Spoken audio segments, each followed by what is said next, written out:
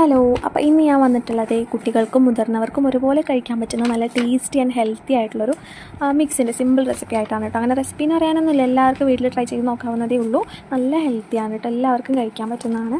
അപ്പോൾ ഞാനിതിൽ എന്തൊക്കെ എടുത്തിട്ടുള്ളതെന്ന് വെച്ചാൽ അവൽ, നട്ടാരിയുടെ അവലാണ് കേട്ടോ, റെഡ് റൈസിൻ്റെ, പിന്നെ pumpkin seed, millet, green gram, oats, palm candy മധുരത്തിന് വേണ്ടിയിട്ടാണ് കേട്ടോ ഞാൻ എടുത്തിട്ടുള്ളത്. അതിൽ നിങ്ങൾക്ക് വേണമെങ്കിൽ വേറെ എന്ത് ഓപ്ഷൻ ആണെങ്കിലും ആഡ് ചെയ്യാം.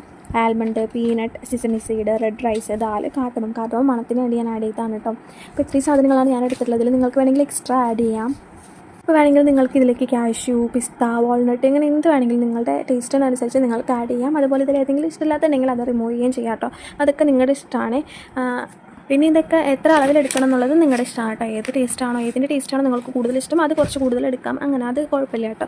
പിന്നെ ഇതെല്ലാം നല്ലതുപോലെ വറുത്തെടുക്കണം, എന്നിട്ട് നന്നായി പൊടിച്ചെടുക്കുക. എന്നിട്ട് നല്ലൊരു എയർ ടൈറ്റ് ആയിട്ടുള്ളൊരു ബോക്സിൽ ഇട്ട് സ്റ്റോർ ചെയ്ത് വെക്കുകയാണെന്നുണ്ടെങ്കിൽ കുറേ കാലം കേടുകൂടാതിരിക്കും കേട്ടോ. ഇത് പാലിൽ ഇട്ടിട്ടാണെങ്കിലും അല്ലെങ്കിൽ കുറുക്ക് പോലെയൊക്കെ കഴിക്കാൻ പറ്റും, നല്ല ടേസ്റ്റാണ്. അപ്പോൾ എല്ലാവരും ട്രൈ ചെയ്ത് നോക്കിയിട്ട് അഭിപ്രായം അറിയിക്കും.